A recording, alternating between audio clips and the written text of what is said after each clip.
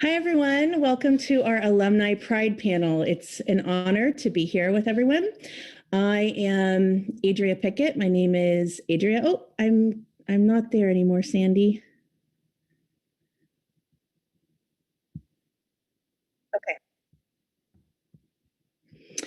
I am a graduate student here at ESU studying clinical psychology and art therapy, and I am the graduate assistant to diversity student programs. So before we begin, we'd like to acknowledge that Emporia State University resides on the ancestral homelands of several tribal nations, including the Kaw, Osage, Wyandot, Pawnee, and Wichita peoples. And we'd like to acknowledge that ESU currently houses the Delaware Tribe Historic Preservation Office in partnership with the Delaware Tribe. By offering this land acknowledgement, we affirm Indigenous sovereignty and seek to understand how we can support our Indigenous students and community members while building more mindfulness around the ongoing issues of colonialism. This statement is among our first steps as an educational opportunity and an invitation for action.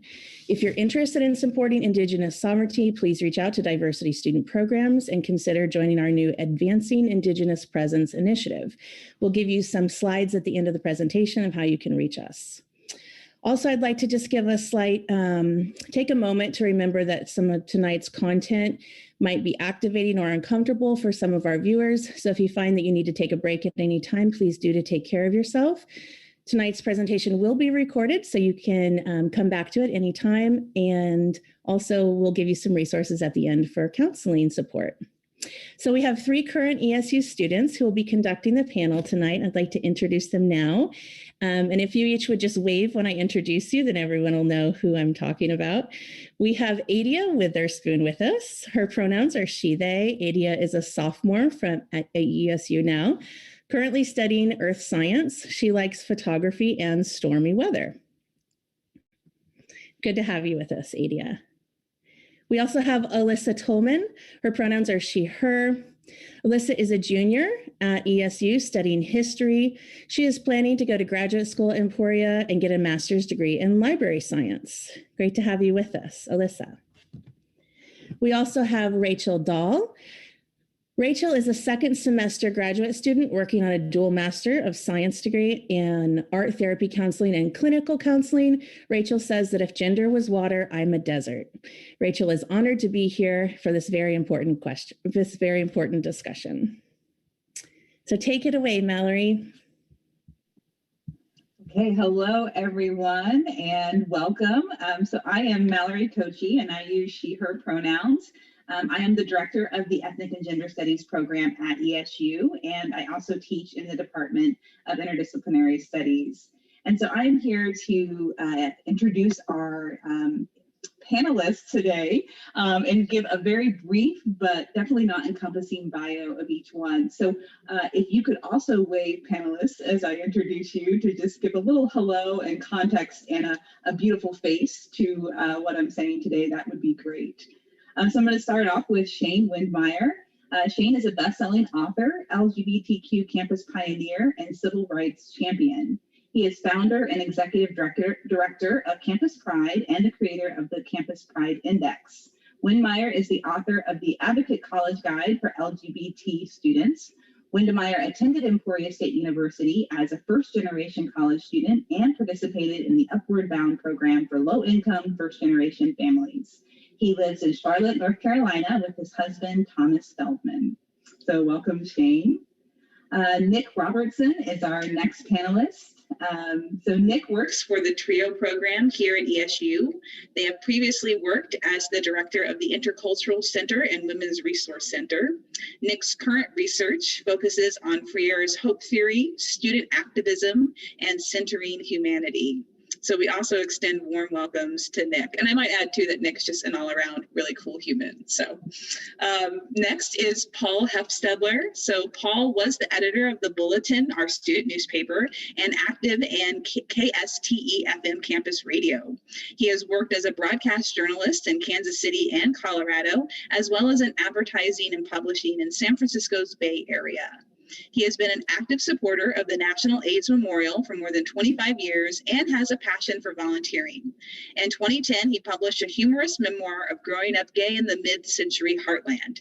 The title Never Felt Better, Looked Worse, Nor Had Less, and that is available on Amazon. So welcome, Paul, and thank you for joining us. Our next panelist is Brandon.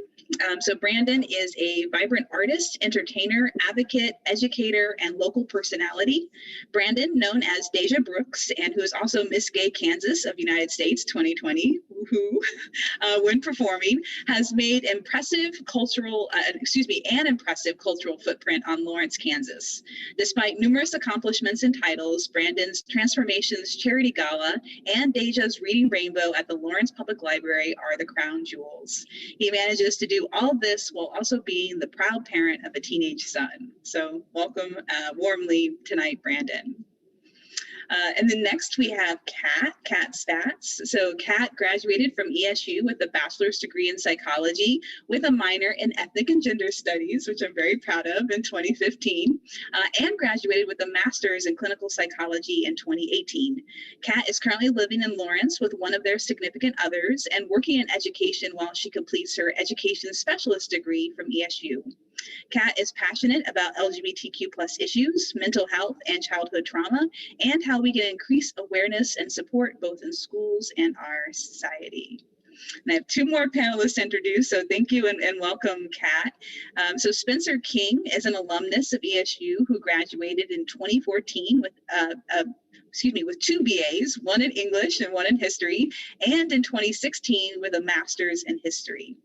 He was an active member of Pride as an undergraduate, serving as secretary and president. He is currently working on a PhD in history at the University of Mississippi. So welcome, Spencer.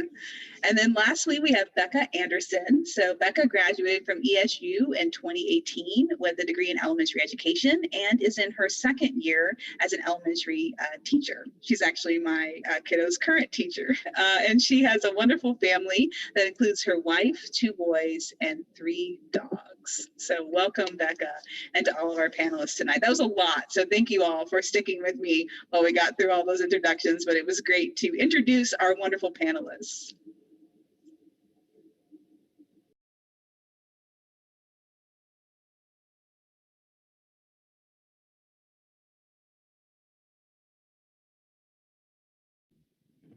So Adia, you can start with our first question. Okay, awesome. So our first question for you guys is to tell us about your personal experience at ESU and also tell us if you felt well represented during your time at ESU. And we'll go ahead and start with Brandon. Just starting with me right off the bat. Wow, thank you so much for that question. My personal experience at Emporia State, and did I feel represented while I was there? So my time at Emporia State, I was still very much closeted and wasn't my true self at Emporia State. And so I think I battled who I was, and I was really trying to figure out who I was while I was attending college. And so I was a part of the cheer squad, and so the stereotypical gay cheerleader, if you will, I think always kind of stood out to me. But yeah, I don't know if I really felt represented just because I wasn't true to myself at that point. And so there's a lot of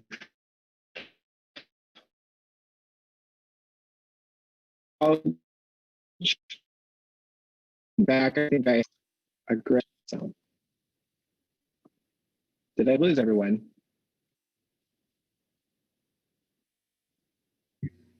Well, we can't see. Frozen.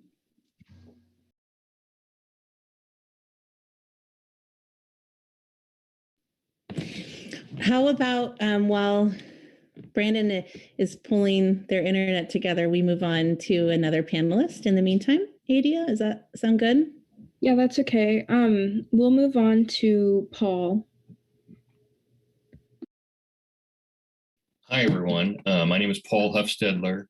I went to Emporia State, at the time, Kansas State Teachers College, from the summer of 1965, right out of high school from Shawnee Mission North, and then graduated in August of 1969. My early life goals were I was going to be an actor. So my first semester there, I took summer theater, and I realized to my own horror that I could not memorize lines. So I had to come up with a plan B, and I decided that I'll go someplace where there's always a script. I'll go into broadcasting. So I worked at KSTE-FM, which was on the air at the time. I think we had about 3 watts and got as far as, I don't know, Commercial Street. But it was a great training ground. And I was quite bereft when they decided to shut down the broadcast portion of the speech department just as I was graduating. Another spectacular failure in my college years was joining a fraternity. And as the previous speaker said, I suffered from not being fully out, not being fully authentic, and people pick up on that. And so I think I count that as part of the reason why I struggled. There was no such thing as pride or affinity groups. But we found each other, including several faculty people. And we found mentoring and sheltering and friendship underground. And it was quite really touching how we managed to shore each other up and help prepare each other for life. So I'm grateful to the community that was there, sub rosa. Thanks. I really liked what you said about you guys all finding each other, because I feel like that still happens to this day, even with Pride on campus. I think a lot of LGBT students, we kind of all just gravitate towards each other without Pride or not. So I think that's really incredible. I think I'm going to move on to Kat and hear what they have to say. So I attended ESU for my bachelor's from 2011 to 2015. I grew up in a really small town in the middle of nowhere. So coming to ESU for me was like moving to the big city, sort of. Everyone was very much of the same mindset where I grew up. So kind of coming to Emporia for me, I was exposed to a lot more diversity and things that I didn't get a chance to experience at all growing up. So that was a really good experience. I also was just very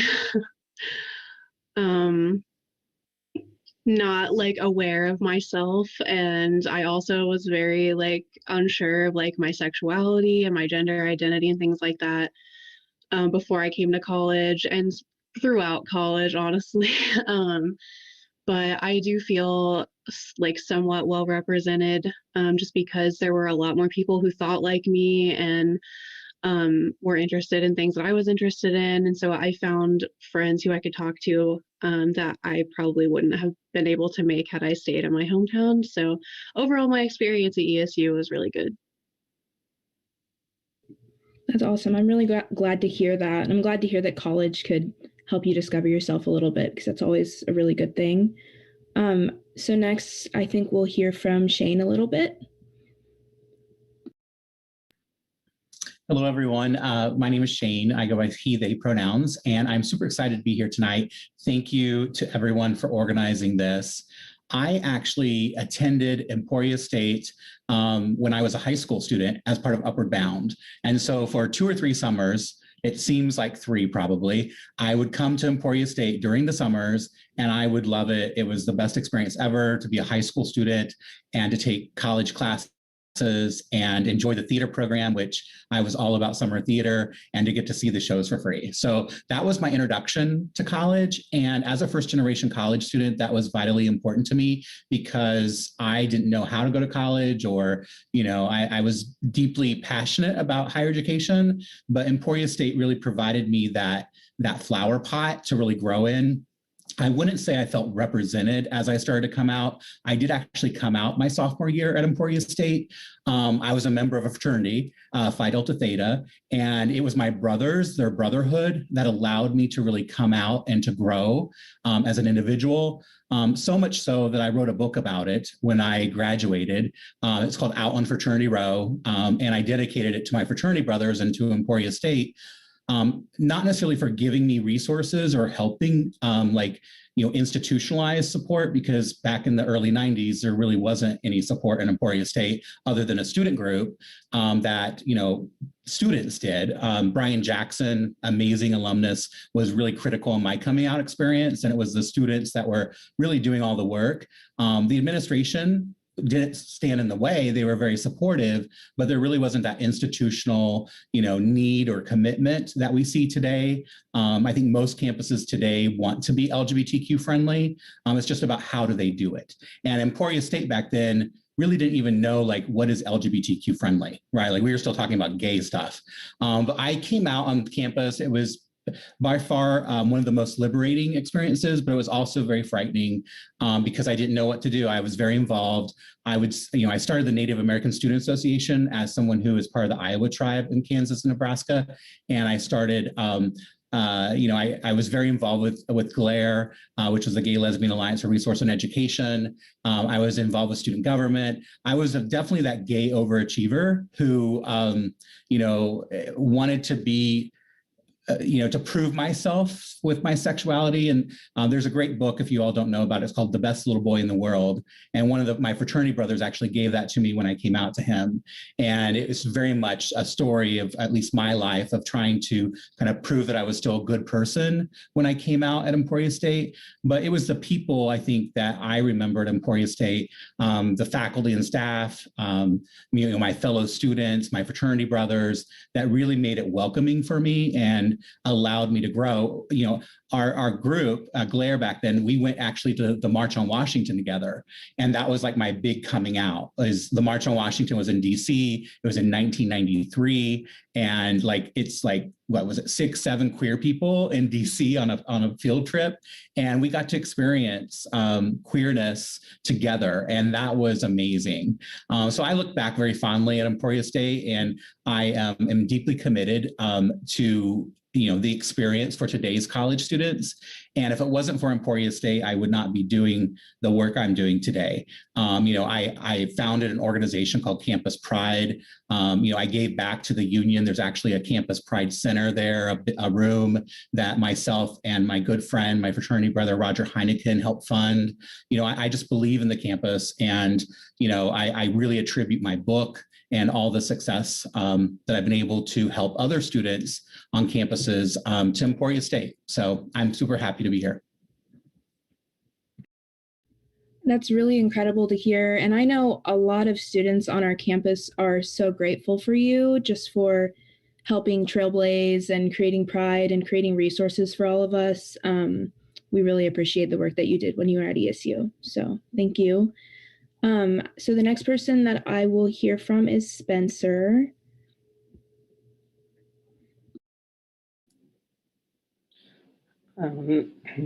So I went to ESU from 2009 to 2014 to do my bachelor's degree, and then 2014 to 2016 for my master's. And overall, I'd say the experience was very positive. It allowed me to really grow and find out who I was as a person. The first couple of years were tougher for me because I was still coming to grips with who I was as a gay man and I hadn't quite found a community yet. It was actually when I started as a chemistry major. I hopped around in my major so much that didn't really give me as much time as I would have liked to find organizations. But then I took Mallory's Issue in Ethnic and Gender Studies class in spring of 2011, which prompted me to start going to Pride meetings more regularly in the semesters following that. And that was what really helped me start to flourish as a person. I had found a community where I could really be myself. I made a lot of queer friends and allies who I'm still friends with to this day. I may not talk to all of them regularly, but they're always there.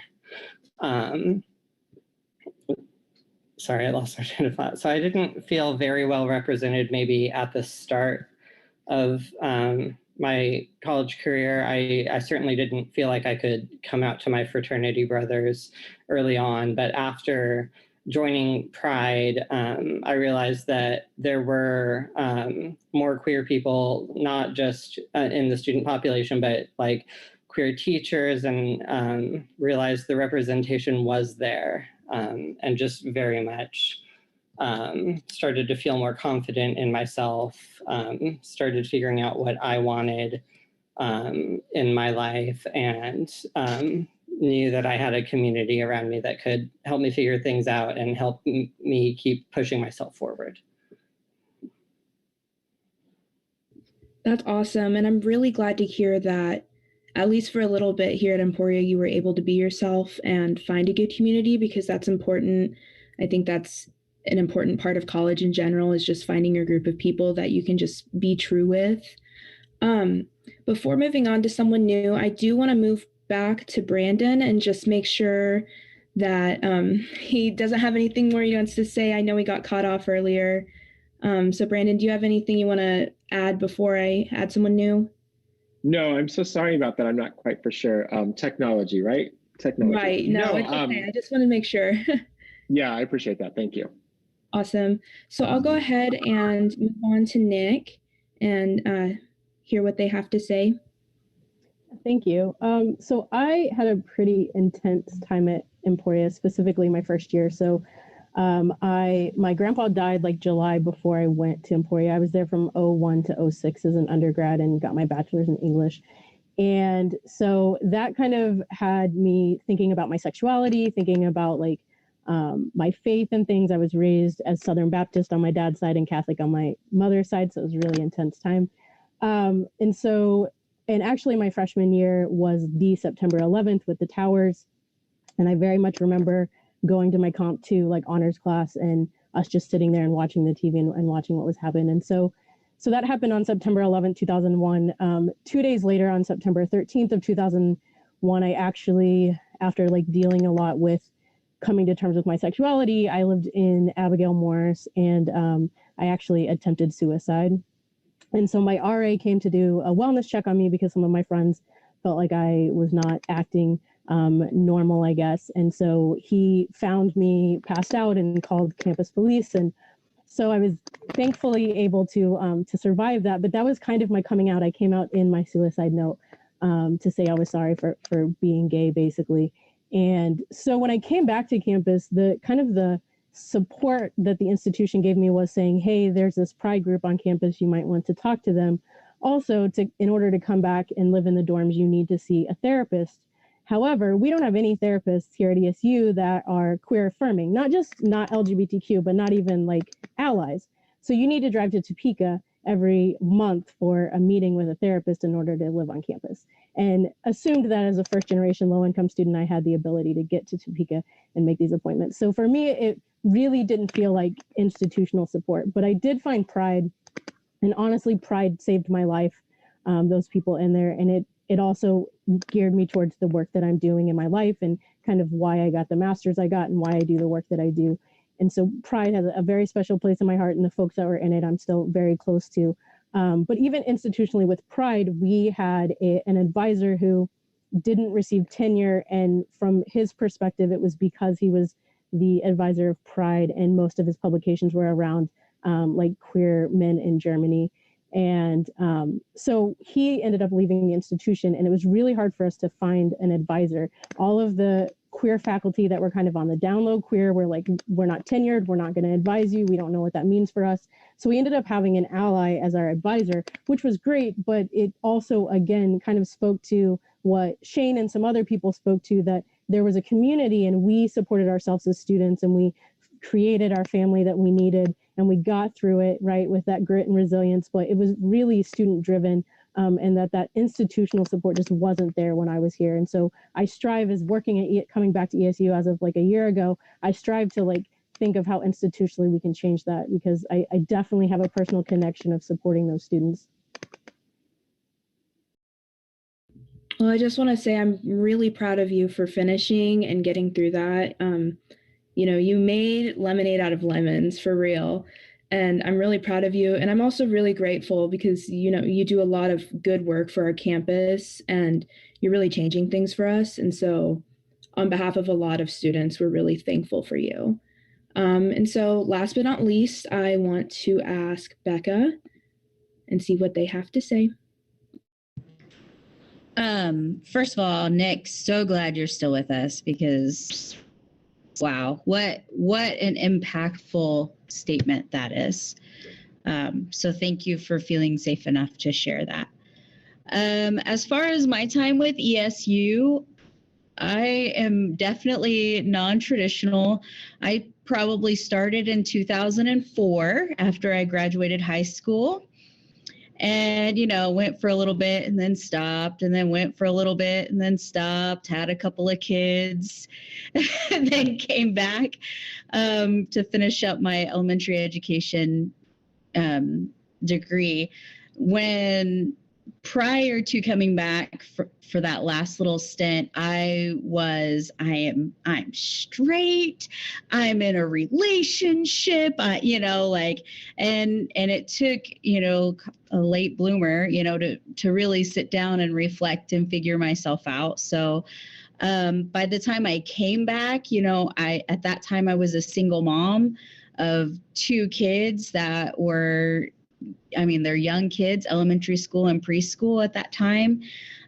So I just never felt like I personally had the time to search out those groups, because it was school, work, home, and then, you know, you're a mom after that, and you get your stuff done, and then it's bedtime and homework, and you wake up and do the same thing the next day. So I just, as far as that's concerned, I'm kind of on the outskirts, because, you know, I didn't identify as part of the community until that last little bit, and then it was just life.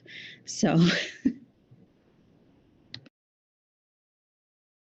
Well, I'm glad you found time to figure it out anyway, because at least now you're being authentic, and that's all that matters. Even if it didn't happen in college, you know, it's still really good to be yourself. So I'm really happy for you. And I'll go ahead and let Alyssa ask questions next. Hi, I'm Alyssa. I'm sure you could probably tell that from both Adia very kindly introducing me and the name splashed across the screen, and also everyone else who introduced me before this. And my question is, why did I not pull this up?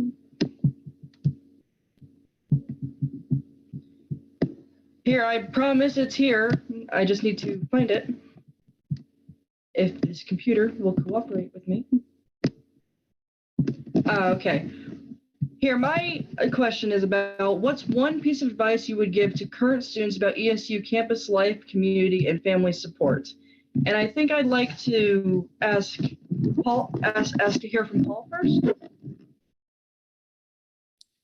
Well, I'm sure I don't have a great big clue about what it's like to be a student at ESU anymore. So I think it would be kind of presumptuous of me to be, you know, dishing out advice. You know, I can tell you that, as other people have mentioned, you know, you find your own kind, you make your own way. My parents sent me to a teacher's college because they thought my life dreams were a little bit overblown. Turns out they were right, but I never did become a teacher. And I decided to become a psych minor because I really wanted to find out about this gay thing and see if I could get rid of it. And I was very quickly disabused of that by our good psychology department and Psych 101. But I know that life is easier for the gay student on all campuses now. And you don't have to just hang out in bars and numb out with drugs and, just go to parties to find your own kind.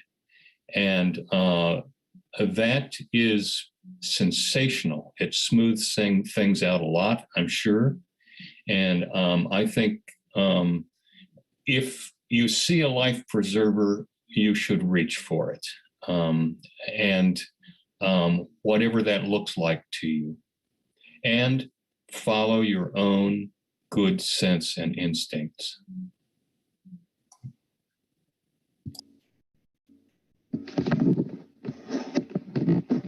Here, let me see if I can remember how to put thoughts into words. That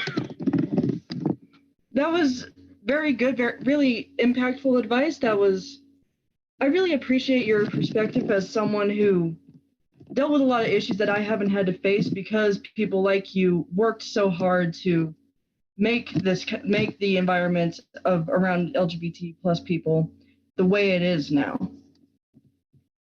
And I think I'd like to hear from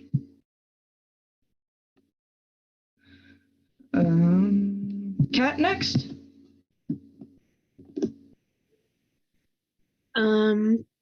So I guess a piece of advice that I would have to give is comes from my own experience, obviously, I guess.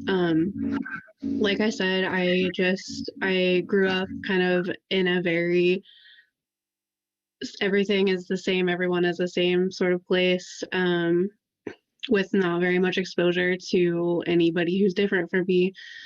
So I guess something that's really important to me is to never stop growing as a person, and it can be really hard to do that. I think it was in Mallory's class also. I think Spencer brought that up earlier, but just being on the growing edge of things and questioning all of the time, who am I, and different things about yourself that you might be in denial about. I mean, I also similarly went to school to get a degree in psychology to try to kind of figure myself out. And I just think that even though it's really scary to have to question things about yourself and not really knowing who you are, it's just you have to do it, because if you don't, then you will continually, I feel try to fill your life with external validation instead of being true to who you are inside and acknowledging the things within you that can make you happy.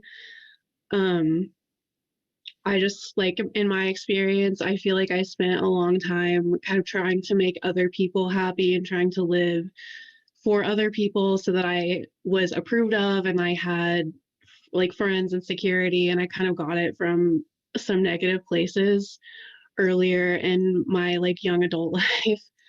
But as I got older and went through some bad experiences and learned that I'm not fulfilling the truest parts of myself, I started to actually find people who validated who I was and accepted who I was. And so now I'm in a much happier place where I never really imagined I would be in, just because I was able to kind of push past some things in me that I was in denial about, I guess. So my advice is to just keep growing, keep asking yourself questions, and focus on who you are and what makes you happy. I think you're right in that that kind of reflection is really hard. And I really like how you make it's just as important as you said it is. And I really appreciate how you touched on that. I think next I think from Spencer. Sure. My advice is just family is more than just the people who are related to you by blood. My found family from ESU and at the university that I'm at now are just as important to me as my biological family was growing up. These are people I can rely on if I'm going through something tough. And in a lot of ways, people in found family are people I can go to and talk to about things that I can't talk to my immediate family about. I'm not out to most of my biological family yet, just because I haven't felt secure, like I was in a secure enough position to do that. So if I need to talk about boy problems, I can go to a good friend. If I'm dealing with homophobia in the workplace, I can go talk to friends about that, or I can at least vent my issues and know that I will be heard. I know I will walk away from conversations with these friends I've made feeling so much better. It is really vital for us, I think, to remember to make connections and make our own families, because it's so hard for us generally to survive as just individual people. And I think next I would like to hear from Becca. Okay, so I think my biggest piece of advice is counseling is not a dirty word. And I believe that you need to take it upon yourself to seek it. And if you don't mesh with your counselor, keep on looking, because there's somebody out there for you. So I know how hard it is to struggle with that mental health aspect, and to feel like it takes so much strength to even schedule the appointment, let alone actually walk in and talk to that person. And then if you don't feel that connection right away, you feel again like that's on you. Well, something must be so wrong with me that I can't even talk with this counselor. If that's the issue, go find another counselor, because there's somebody out there for you. And then my other thing is that I'm 35. And I am married to a beautiful, wonderful wife and the best partner for me. And this person is amazing at co-parenting with me. And, we found each other 4 years ago. And before that, I had no clue what I was, who I represented, or anything like that. And it's okay to not have it figured out while you're in college. Like, it's okay to be 18, 19, 20, 25 and still have no freaking clue who you are. Keep working, kind of like what Kat has been saying, you got to keep working on yourself and becoming a better person. And through that, you're going to end up where you're supposed to be when you are supposed to be there. I definitely also think that counseling is, everyone should go to counseling at least a little bit, at least once. Everyone should go to therapy. And that's especially vital for our community, I think, because we struggle so much with society accepting us and us accepting ourselves, really. And I think next I would like to hear from Nick. Thank you. First, I just want to echo what Spencer said. I think one of my favorite things about the queer community is the fact that we make our own family and we support each other through everything. I can definitely say that my queer fam has had my back in numerous situations, and I'm grateful for all the support that we can give each other. I think my advice would be just simply, you are enough. I have a lot of students, whether it's like Latinx students or queer students or anything, that feel like I'm not trans enough, I'm not this enough. You are enough. If that is your identity, if that is how you relate, you are enough of that to be who you are, to be part of the groups, to be part of the community. You're enough. And I just think that that's a message that unfortunately a lot of us don't hear or don't tell ourselves.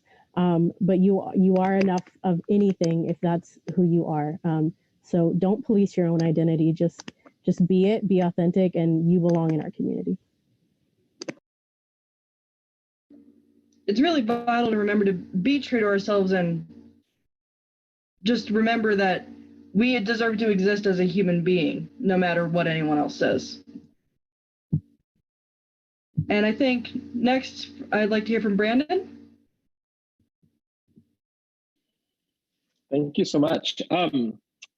Wow, everyone has so many great things that they're giving advice on, but I think for myself, it was to truly be active and get involved and invest your time, whether that's something on campus or even off campus. It's about finding your voice and letting your voice be heard. And I know as a parent of, a freshman, I'm preaching all the time about, being involved and staying active and being active.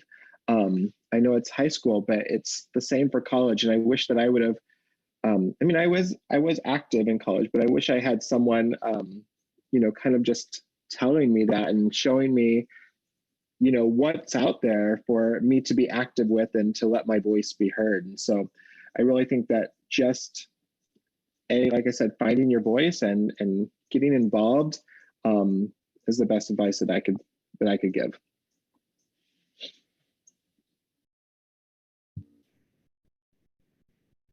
Yeah.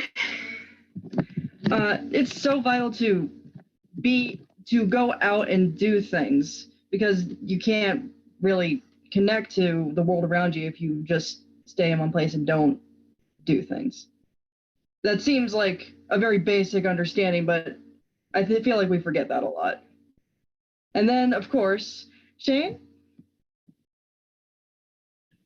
Well, first of all, there's been some great advice. And I think, having founded and serving as executive director of Campus Pride, I just want to give a shout out. We have tons of resources to help students on campuses at campuspride.org, whether it be your own mental health, your self-care, whether it be leadership and organizing. So I would encourage you to check that out. I also think it's important to understand that each of us have our own journey and we have our own needs. And today's LGBTQ rainbow spectrum student, each is in a different place when they come to college. And so I think it's important to find your support system and then make your mark however you wish to do that. But it's harder, I think, today to be trans or non-binary or queer or bisexual or pansexual or asexual. And I would guess that Emporia State, although we probably understand more gay and lesbian, I would say that there's more need to do more for our kind of our larger queer spectrum students. Because I guess, back in my day, we had Brian Jackson, who I hope will watch this with love, but Brian was the queerest, person on campus and would definitely I'm sure felt isolated to some extent, but Brian was my support system when I came out. And if it wasn't for students like Brian, who were brave and courageous, I wouldn't have been able to come out. My fraternity has a founding father, and his name is Robert Morrison. And there was a quote when I joined the fraternity that I really gravitated to, and it was, "To do what ought to be done, but would not have been done, was my duty." Right. And so I really put that into my leadership at Emporia State. Like I said, I was super involved, but I think there's a point at which I pushed the campus. Like the campus wasn't doing much when it came to like LGBTQ stuff, but I pushed them. And I think the advice I would give is, have accountability for your leadership and for those who lead with you, and ask them to do more. And don't be afraid of pushing. If you are in a place where you can push. I realize that some LGBTQ students are at that capacity, but if you're a straight ally or a cisgender ally watching, use your leadership to push hard, and don't just let it fall on the backs of students or faculty and staff, right? Let's push hard. And the advice I would be like, give it your everything and leave your mark at Emporia State. Very well said. It can be easy to try and let go and be hands off about LGBT plus rights these days, now that everything's accepted. But it is vital to remember that we are people who deserve equality beyond just acceptance. And I think it's good to remember that we can still push, and we deserve to be able to still push. And with that, I will leave you all in Rachel's capable hands. Thank you, Alyssa. And just thank you, everyone. I've been writing notes, putting down your wisdom so I can look at it later, because I just need to hear affirmations constantly. So thank you. And also anyone who said that go to counseling, I'm like, yes, that's my future profession. Please go to counseling so I can get paid. So I'm going to just go down the list that we did at the very beginning and ask a question. What's one piece of advice you'd give to graduating students about being LGBTQ plus in the professional world? So I'll start with Brandon. Awesome, thank you. For me, I think the professional world is what resources can you bring to your organization within the LGBTQ plus environment? I do corporate event planning, so I'm always traveling the world, and I'm noticing more and more organizations are bringing a pride group to their team, and I just think that as more and more students are entering the professional work world, they can provide so many resources and so many great bits of knowledge that they can bring to their organization. So I really think it's just providing those resources and educating companies and organizations on what the world can look like and should look like.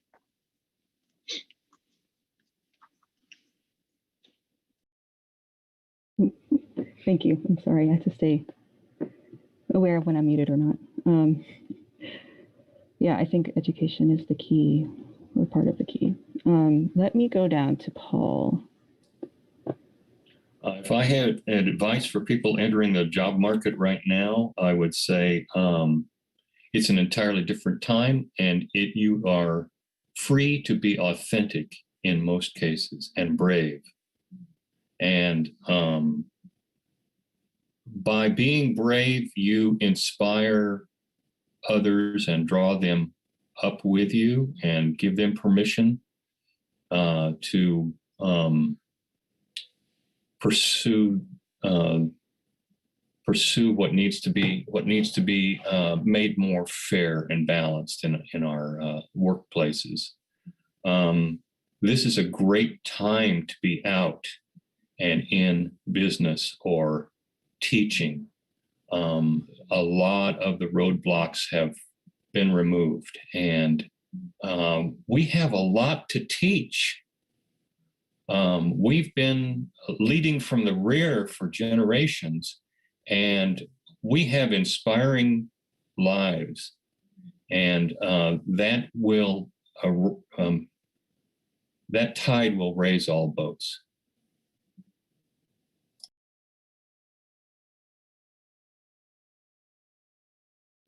Thank you. I can't add anything to that. That's wonderful. Let me go down to Kat.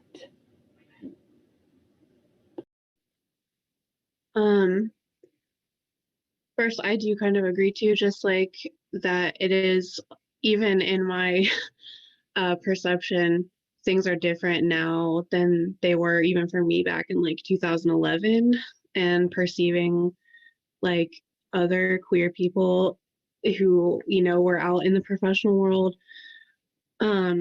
like things feel a lot more safe and welcome. Like, for example, I finished my master's in clinical psych and I work in education right now, but I couldn't imagine in the past being out about anything, and it was very hard for me even just to be out with like coworkers that I'm really close to.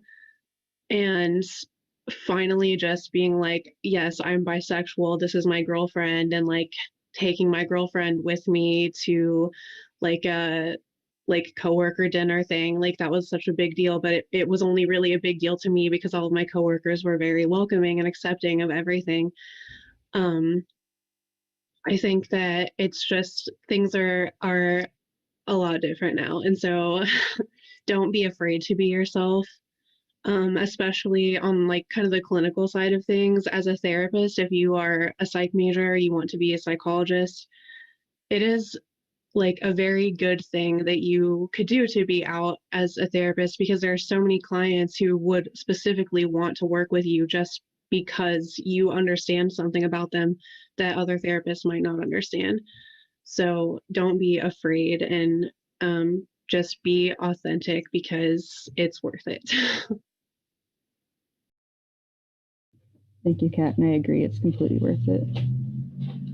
Let me go down to Shane. So I have been very fortunate in that when I left Emporia State, I went to my master's program in higher ed administration. And my first job, I was out and authentic. And I think that that word really resonates for queer people. If you want to be in a job where you can be all of yourself and practice your authenticity, you're going to be happier. And not every young person coming out of college feels that they can do that if you're in maybe a science field or an engineering field. But again, with the experience that I have working with young adults over 20 years now, it is a better place for young people to be queer and out in the workplace. The HRC, 2 years ago released a workplace study. There's still about 46% of people who work in corporate America who are still closeted. They're not necessarily out. And so there's got to be a reason for that. And Campus Pride did a study, and it showed that queer young people, particularly trans young people and non-binary young people and queer people of color, were more apprehensive and had higher anxiety toward the workplace when it comes to interviewing. So there's definitely a real need there to think about what your authentic self is when you apply for jobs and what type of work you want to do. We have a resource that Campus Pride is launching this fall that I'm super excited about. We already have Hershey and Campbell Soup and Uber, a number of companies who've signed on, but it's called Campus Pride Career Connect. And it's going to be an online tool that young people who are LGBTQ can be matched up with mentors in corporate America who are LGBTQ or ally, who want to help you kind of get your foot in the door as freshmen, sophomore, juniors for internships or possibly job opportunities. And so what we're hoping is by creating that opportunity early on to kind of deal with some of those anxiety things that we all confront in applying for jobs, it'll help diversify and get, maybe a trans person who, I hear from trans people all the time that when they do a phone interview, everything goes well, but when they show up, they feel the bias and the anxiety around who they are and the reaction from possibly people there. So the advice I would have is to be authentic, be brave, but also think about, getting resources to help you and reaching out and trying to identify those resources. Thank you, Shane. Are you going to be sharing the different app or the different programs and stuff? Because I could not write them down. It's called Campus Pride Career Connect. It'll be on our website this fall, which I mentioned earlier. But there's tons of resources out there. And it's not just Campus Pride. I mean, there's tons of resources from many LGBT organizations, which I think is what Paul was alluding to, is that there's so much more out there today to help support you.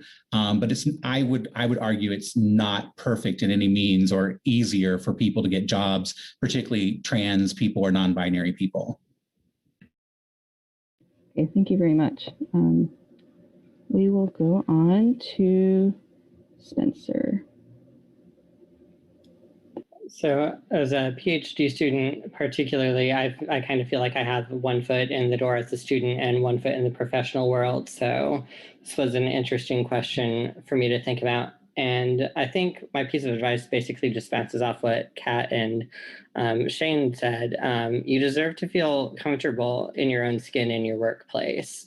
And hopefully at the very least, you can find friends and allies, because that'll make the workplace less isolating. And if you can't feel comfortable in your own skin, then you deserve to be able to figure out why and see if there's anything you can do about that. So I imagine if you can get access to resources, that could change your work environment for the better, not only for you, but also for anybody else who might be in a similar position. Thank you. I'm hearing a theme of reach out, reach out, reach out. Please do it, guys. Okay. Nick. Thank you, Rachel. So I echo what Shane said. I definitely had an experience like that. I moved from Kansas to Boston, and I did a phone interview to get that position. And I was scared to death walking in the first day. I had moved my whole life to Boston in 2 days, and I was scared I was going to walk in a tie, and they were going to say, "Get out of here! Like, you don't belong here," and then I'd be unemployed and in a state I didn't know anyone. And they were like, "Oh no, we looked you up on Facebook. We knew what you looked like." So it was all fine. But definitely, I worked retail for 17 years, and I was out as a lesbian because I looked like this, and so I didn't really have an option. Folks assumed when I walked in the room what sexuality I was, but I didn't use they them pronouns. I didn't use the name Nick. I went by a more feminine name.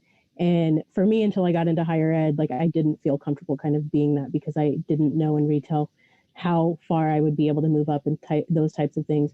But my advice is really not only reach out, but do your research. So a lot of companies, and this is just kind of really practical, but a lot of companies will have their mission, they will have their discrimination policies up. If gender identity is not in someone's discrimination policy, I don't apply to work there. I mean, just to be honest, because if they can't even put it in a policy, then they're definitely not going to be probably welcoming to me. So my advice is just do your research on those companies, see where their values are, and if they align with yours. And that's more than just as a queer person, but just as a person. If that company aligns with your values and with again your identities and have different work groups and stuff like that, then you can kind of be more assured that you're going to be able to show up there and find your people and that they're going to be welcoming. Thank you, Nick. We are very close to running out of time, so I'm just going to keep on zooming ahead. Becca. I think I'm going to focus more on the education side of things as far as people who are possibly looking at a career in education. I took a long, hard look personally and realized that, kids deserve the representation, and they may not in 4th grade identify as anything, and that's okay. But I mean, my own 4th grader has a mom that's a lesbian, and he deserves that, having that representation. And the kids that have queer households deserve that as well. And so, making those strides to coming right out and saying, my wife and I, and some kids are like, wife, they're like trying to picture it in their head, like, I don't think she meant that. And I was like, no, my wife. And some kids are like, oh, you have a wife? And so I feel like that's just an important part. If we know in college that we struggled with finding ourselves and finding that representation, why wouldn't we want to give that opportunity to the kids that are coming up into the next generation? So, yes, be authentic, be yourself, and realize that it's hard for you, but look at the seeds that you're planting for the next group that's coming up.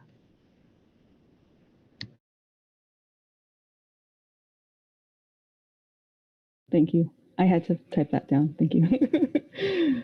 Okay, we have a few minutes, and so this is the freestyle part of the interview.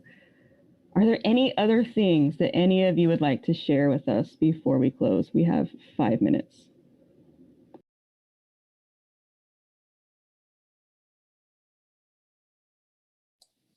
I would just like to say that my life did not turn out, as I turn around and look at my life, I'm 74 years old in June.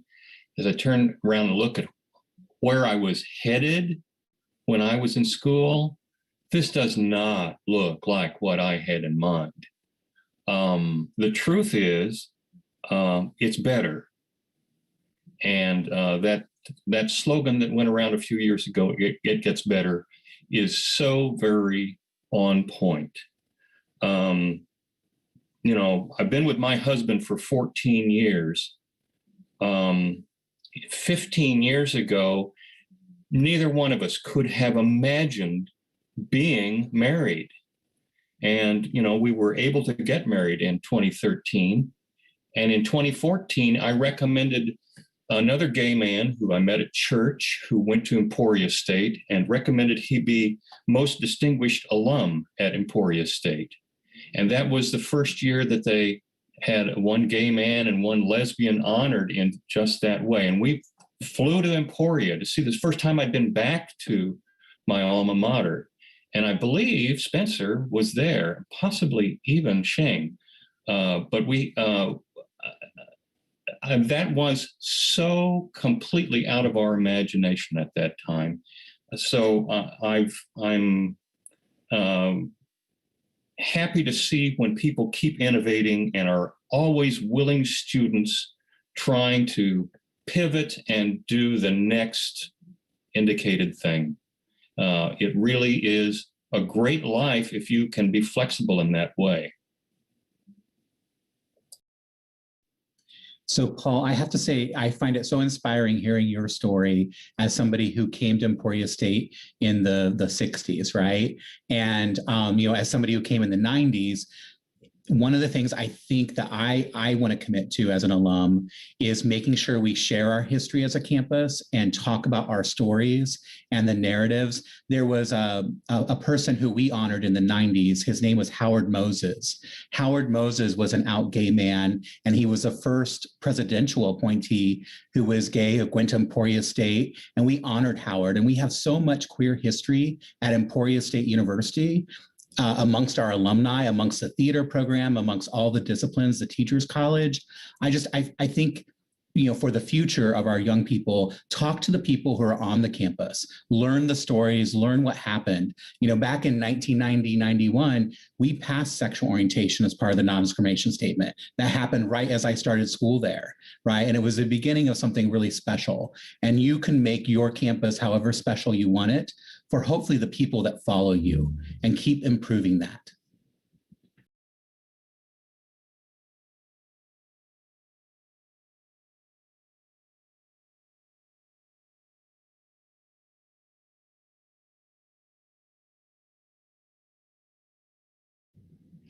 Thank you all so much for your wisdom, your generosity, your time, your history, your experience, your inspiration. This has really been a wonderful, meaningful, fruitful hour for me personally. And so I'm going to assume that it's that way for other people also. Is there anyone else on the panel who'd like to share anything else before we do our closing?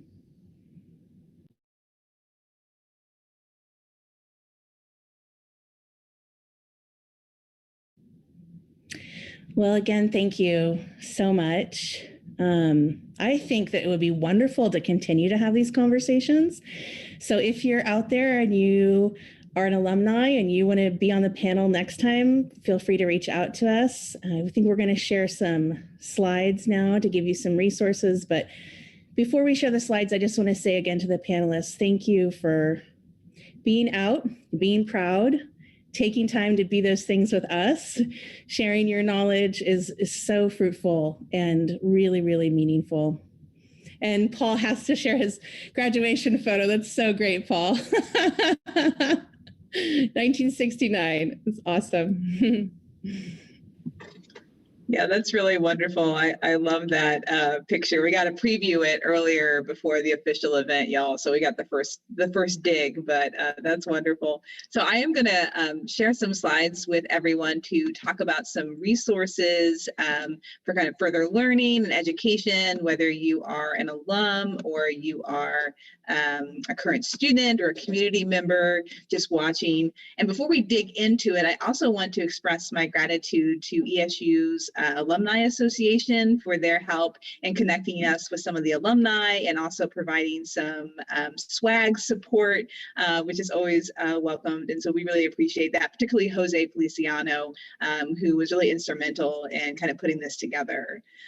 So the first thing that I wanted to share with everyone is that ESU does have a new LGBTQ plus site. So if you're interested in checking it out, you can go to emporia.edu, and there's a search bar at the top right-hand corner. You can type in LGBTQ and it should pop up as one of the first results. And so it is housed in our diversity and inclusion office, and really offers some resources and opportunities for current students or prospective students to be able to learn about what we have on our campus. So I think that that is a wonderful opportunity. And then I am going to talk about Pride as well. So that was mentioned several times in tonight's panel discussion, which really I think is just like a love story to Pride itself, right? I hope there are some members, current or past, who are a part of Pride or attended meetings and really got to hear what kind of an impact Pride had on so many of our panelists' lives. So we do have a Pride group here on campus, and if you're not following them on Instagram, I highly recommend that you do, at Emporia Pride, and it is an organization for any type of LGBTQ plus students or students who are questioning, and even straight and cis allies. And then I think I'm going to turn it over to Adria for our next couple of slides. All right, so some of you may be familiar with something called the Safe Zone Training. We are having ESU campus Safe Zone training on Monday, 3:30. Nick and I will be guiding that along with a couple other people. You can see Nick's email there if you'd like to reach out for more info. And I love this quote that Kat said tonight: stay on the growing side of things. That's totally what Safe Zone training is about, to learn to stay on the growing side of things. Really important for all of us to show up and to do that. If you were not able to register for this year's Safe Zone training, we will have another one next year. So definitely reach out to us so that you can be a part of that. And then this is the office that I represent tonight, Diversity Student Programs. We do quite a few different programs throughout the year, and we are always open to new ideas and new conversations. So definitely reach out to us. At Instagram, you can send us a private message on Instagram, and you can definitely follow us there. We are Emporia, and there's no space actually in our Instagram handle. It's just Emporia DSP without a space. But if you search for us, I'm sure you'll find us, Diversity and Emporia. Great. And I am going to just do a quick promo because it's a great opportunity for the Ethnic and Gender Studies program. So we've been around for 25 years, and we've offered consistent programming and events that are centered around race, ethnicity, gender, sexuality, age, disability, class, and other forms of social identities. We've offered a minor for that long. And then as of fall 2020, we actually have a major in ethnic, gender, and identity studies, which I am just pleased as punch about. I attended Emporia State University. I got my minor in ethnic and gender studies. It did change my life, which is a bit of an overstatement, but also totally true. And so I am just really thrilled that we have the opportunity to continue doing the work we have done for 25 years, and then also offer a major. So if you're interested, you can definitely check out our website. That's at emporia.edu, or you can follow us on Instagram, which is what all the cool cats are doing these days. Yeah. And I will just chat for a moment about the counseling services. Do keep in mind that students have access to counseling services. I believe that every student this semester has 5 free counseling sessions. So if you haven't taken advantage of those and you feel like after seeing our program tonight, you'd like to reach out for support, I love what was said. Counseling is not a dirty word. So come check out the counseling services. There's quite a lot of programming too that we try to do. We have 2 different LGBTQ groups, one for allies and one for LGBTQ students. And so if you'd like to be a part of those, reach out to us. And of course, there is the Instagram handle on the bottom of the screen. Awesome. Okay. And just in our closing today, we wanted to kind of end today with a challenge of sorts that I think came up in the student interview kind of conversations, brainstorming session, was just a lot of the homophobia and transphobia and various types of oppressions that we see on campus. They all can't be solved with kindness, but kindness would go a long way for having our students and staff and faculty be able to find themselves, find their people, right? Find their passions, pursue their betterment. And I think that that's something that all of us, regardless of our gender or our sexuality, could really embrace and see as a worthwhile pursuit. So we encourage you all to continue being your kind selves and maybe stretch yourselves a bit in whom you can be kind to or how you can be kind to try to really make ESU a great place for our LGBTQ+ community. So with that, I would like to extend warm kind of just wishes and thanks to our amazing panelists and our student interviewers today. This was really such a treat for me to sit back and listen and be able to hear about your experiences. And it really has been just a heartwarming and wonderful event. So I don't know if Adria or any of the other panelists have anything to say as we close out tonight.